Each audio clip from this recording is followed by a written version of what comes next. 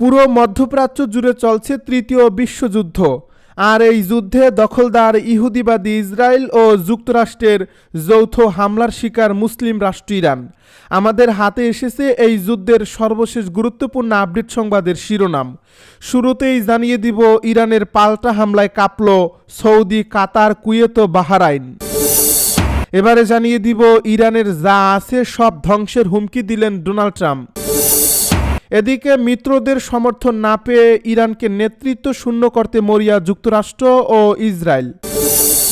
জানিয়ে দিব একদিনেই ইরানের 4 শীর্ষ নেতার মৃত্যু, শোকাচ্ছন্ন তেহরান। সব শেষে জানিয়ে দিব লারিজানি হত্যায় ইসরায়েলকে চরম মূল্য দিতে হবে হুঁশিয়ারি মোস্তফা খামেনির। এতক্ষণ শুনছিলেন হাতে থাকা আপডেট সংবাদের শিরোনাম, এবারে বিস্তারিত। তবে তার আগে অনুরোধ রইল ভিডিওটিতে একটি লাইক এবং কমেন্ট করে জানিয়ে দিন ভিডিও সম্পর্কে আপনার মূল্যবান মতামত। আরও জানিয়ে দিন ভিডিওটি কোথা থেকে দেখছেন বা কোন জেলা থেকে দেখছেন। ইরানের পাল্টা হামলায় কাঁপল সৌদি, কাতার, কুয়েত ও বাহরাইন। গ্যাস ক্ষেত্রে হামলার পাল্টা প্রতিক্রিয়ায় সৌদি আরব, কাতার, কুয়েত ও বাহরাইনে ব্যালিস্টিক ক্ষেপণাস্ত্র ও ড্রোন হামলা চালিয়েছে ইরান। এতে দেশগুলোর বিভিন্ন স্থানে সতর্ক সংকেত বাজানো হয়। কয়েকটি জায়গায় ক্ষেপণাস্ত্রের ধ্বংসাবশেষ পরে আগুন ধরার ঘটনাও ঘটছে। পুরো অঞ্চল জুড়ে আতঙ্ক তৈরি হয়েছে। সৌদি আরবের প্রতিরক্ষা মন্ত্রণালয় জানিয়েছে রাজধানী রিয়াদের দিকে ইরানের ছোড়া 4টি ব্যালিস্টিক ক্ষেপণাস্ত্র প্রতিহত করা হয়েছে। এই প্রতিরক্ষা ব্যবস্থা সেগুলো আকাশেই ধ্বংস করে। এতে ক্ষেপণাস্ত্রের ধ্বংসাবশেষ শহরের বিভিন্ন স্থানে পড়ে, তবে কোনো হতাহত বা ক্ষয়ক্ষতির খবর পাওয়া যায়নি। একই সময়ে সৌদির পূর্বাঞ্চলের একটি গ্যাস স্থাপনার দিকে আসা একটি ড্রোনও ভূপাতিত করা হয়েছে, সেটিতেও লক্ষ্যবস্তুতে পৌঁছাতে পারেনি। কাতারের স্বরাষ্ট্র মন্ত্রণালয় জানিয়েছে রাস লাফান এলাকায় আগুন লাগার ঘটনা ঘটেছে। এটি বিশ্বের সবচেয়ে বড় এলএনজি উৎপাদন কেন্দ্র। ইরানের হামলার পর এই আগুনের ঘটনা ঘটে। পরে আগুন নিয়ন্ত্রণে আনা সম্ভব হয়েছে বলে জানা গেছে। কুয়েতে গত 24 ঘন্টায় প্রতিরক্ষা ব্যবস্থার মাধ্যমে 17টি ক্ষেপণাস্ত্র ধ্বংস করার ঘটনা রেকর্ড করা হয়েছে।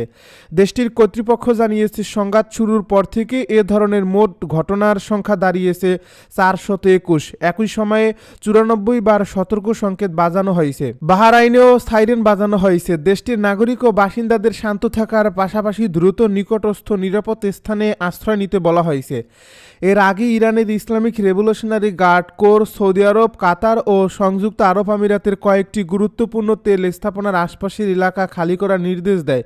এসব স্থাপনাকে সম্ভাব্য লক্ষ্যবস্তু হিসেবে উল্লেখ করা হয়। উল্লেখ্য, ইরানের সাউথ পার্স গ্যাস ক্ষেত্রে বুধবার ইসরায়েলের হামলার পর উত্তেজনা বেড়েছে। তেহরান প্রতিক্রিয়া হিসেবে উপসাগরীয় দেশগুলোর গ্যাস ক্ষেত্র লক্ষ্যবস্তু বানানোর কথা বলছে। কাতার এই হামলার নিন্দা জানিয়ে বলছে জ্বালানি অবকাঠামোতে আঘাত করা পুরো অঞ্চলের জন্য বড় হুমকি। ইরানের যা আছে সব ধ্বংসের হুমকি দিলেন ডোনাল্ড ট্রাম্প। ইরানে যৌথভাবে আগ্রাসন চালাচ্ছে গণহত্যাকারী দখলদার ইসরায়েল ও তাদের সহযোগী যুক্তরাষ্ট্র। সংঘাতের 19তম দিন বুধবার ইসলামী প্রজাতন্ত্রকে নতুন করে হুমকি দিয়েছেন মার্কিন প্রেসিডেন্ট ডোনাল্ড ট্রাম্প। ইরানকে সন্ত্রাসী রাষ্ট্রের দাবি করে দেশটির যা কিছু অবশিষ্ট আছে তা শেষ করে দেওয়ার ইঙ্গিত দিয়েছেন ট্রাম্প।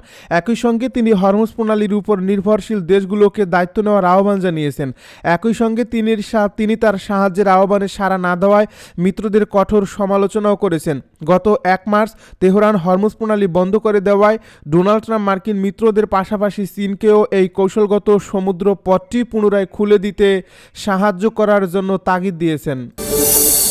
মিত্রদের সমর্থন না পেয়ে এবার ইরানকে নেতৃত্ব শূন্য করতে মরিয়া যুক্তরাষ্ট্র ও দখলদার ইসরায়েল। ইরানের বিরুদ্ধে চলমান যুদ্ধে মিত্রদের জোরালো সমর্থন না পাওয়া এবং হরমুজ প্রণালী সচল করতে ব্যর্থ হয়ে এবার দেশটির শীর্ষ নেতৃত্বকে লক্ষ্যবস্তু করার কৌশল নিয়েছে যুক্তরাষ্ট্র ও ইসরায়েল। যুদ্ধের 3য় সপ্তাহে এসে একের পর এক ক্ষেপণাস্ত্র ও ড্রোন হামলায় ইরানের প্রভাবশালী নিরাপত্তা ও রাজনৈতিক ব্যক্তিত্বদের হত্যা করা হচ্ছে। সর্বশেষ বুধবার দেশটির গোয়েন্দা বিষয়ক মন্ত্রী ইসমাইল খাতিবকে হত্যার দাবি করছে ইসরায়েল, যা পরে তেহরানও নিশ্চিত করেছে। এর আগে গত সোমবার রাতে রাতে তেহরানে ইসরায়েলি হামলায় জাতীয় নিরাপত্তা পরিষদের সেক্রেটারি আলী লারিজানি এবং বাসিস প্রধান গোলাম রেজা সোলাইমানি নিহত হন। লারিজানিকে দেশটির নীতি নির্ধারণী পর্যায়ের অন্যতম বাস্তববাদী ও প্রভাবশালী নেতা হিসেবে বিবেচনা করা হতো। গত 28 ফেব্রুয়ারি মূল যুদ্ধের শুরুতে সর্বোচ্চ নেতা আয়াতুল্লাহ আলী খামেনি নিহত হওয়ার পর লারিজানিই মূলত যুদ্ধকালীন পরিস্থিতি সামাল দিচ্ছিলেন বলে ধারণা করা হয়। নেতৃত্বের উপর এই ধারাবাহিক আঘাতের কঠোর জবাব দিতে শুরু করেছে ইরান। বুধবার ইসরায়েলের 34টি স্থানে ক্ষেপণাস্ত্র ও ড্রোন হামলা চালিয়েছে তেহরান ও তাদের সহযোগী হিজবুল্লাহ। এতে ইসরায়েলের অভ্যন্তরীণ রেল যোগাযোগ ব্যবস্থা ভেঙে পড়ার পাশাপাশি 2 নাগরিক নিহত হওয়ার খবর পাওয়া গেছে। এছাড়া সংযুক্ত আরব আমিরাত, সৌদি আরব ও কুয়েতে অবস্থিত মার্কিন ও স্থানীয় সামরিক স্থাপনাকে লক্ষ্য করে বড় ধরনের আকাশপথের হামলা চালিয়েছে ইরান।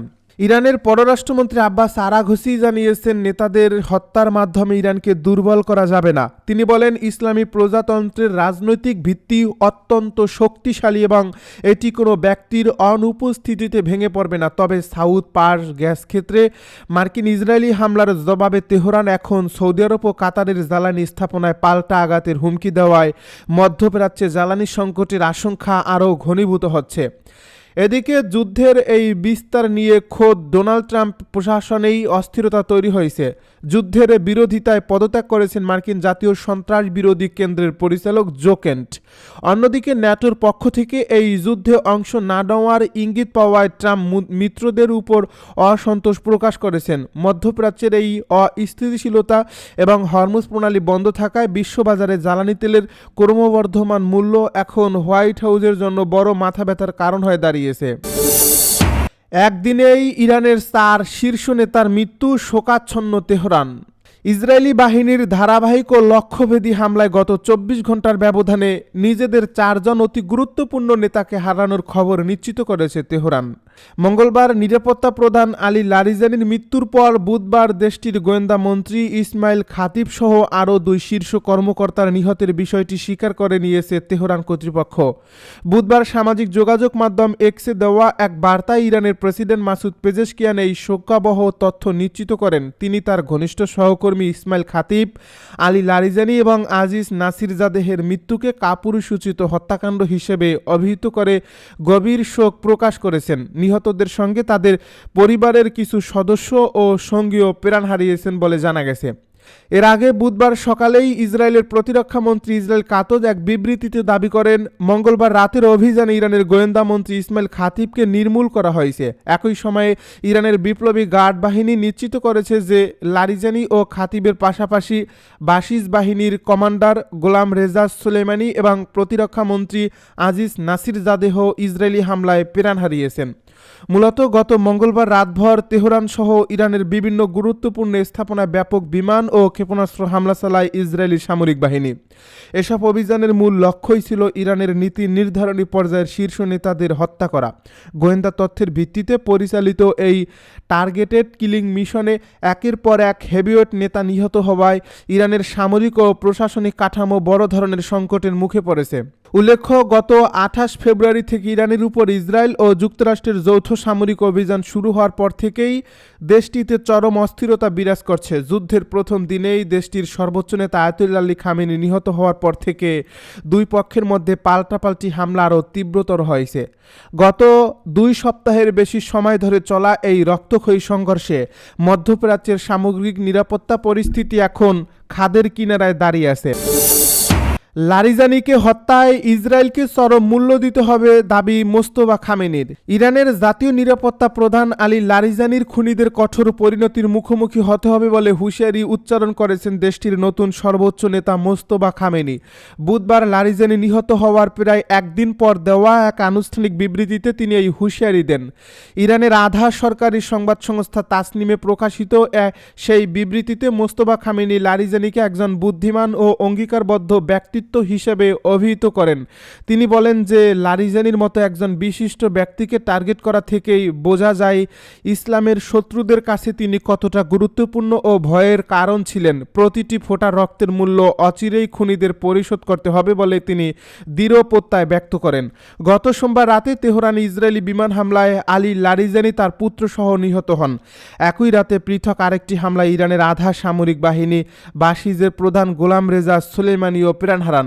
সেখানেই শেষ নয়, গতকাল মঙ্গলবার দিবাগত রাতে ইসরায়েলি বাহিনী আরও একটি বিমান হামলা চালায়, যাতে ইরানের গোয়েন্দা বিষয়ক মন্ত্রী ইসমাইল খাতিব নিহত হয়েছেন। ইরানের প্রেসিডেন্ট মাসুদ পেজেশকিয়ান সামাজিক যোগাযোগ মাধ্যম এক্সে দেওয়া এক বিবৃতিতে ইসমাইল খতিবের মৃত্যুর খবর নিশ্চিত করেছেন এবং এই ঘটনাকে একটি কাপুরুষোচিত হত্যাকাণ্ড বলে বর্ণনাও করেছেন। একের পর এক শীর্ষ নেতার মৃত্যুতে তেহরানের রাজনৈতিক ও সামরিক কাঠামো বর্তমানে বড় ধরনের চ্যালেঞ্জের মুখে পড়েছে। উল্লেখ্য যে গত 28 ফেব্রুয়ারি সকালে যুক্তরাষ্ট্র ও ইসরায়েলের যৌথ বিমান হামলার মাধ্যমে এই রক্তক্ষয়ী যুদ্ধের সূচনা হয়। সেই ভয়াবহ হামলায় ইরানের তৎকালীন সর্বোচ্চ নেতা আয়াতুল্লাহ আলী খামেনি সহ দেশটির শীর্ষস্থানীয় কয়েকটি রাজনৈতিক ও সামরিক নেতা নিহত হয়েছিলেন। বর্তমান সর্বোচ্চ নেতা মোস্তফা খামেনি নিজেও সেই হামলায় আহত হয়েছিলেন। তার বাবা আলী খামেনির মৃত্যুর কয়েকদিন পরেই মোস্তফা খামেনিকে ইরানের নতুন সর্বোচ্চ নেতা হিসেবে ঘোষণা করা হয়। দায়িত্ব নেওয়ার পর থেকেই তিনি ইসরায়েল ও আমেরিকার বিরুদ্ধে কঠোর অবস্থান বজায় রেখেছেন এবং একের পর এক পাল্টা হামলার নির্দেশ দিচ্ছেন।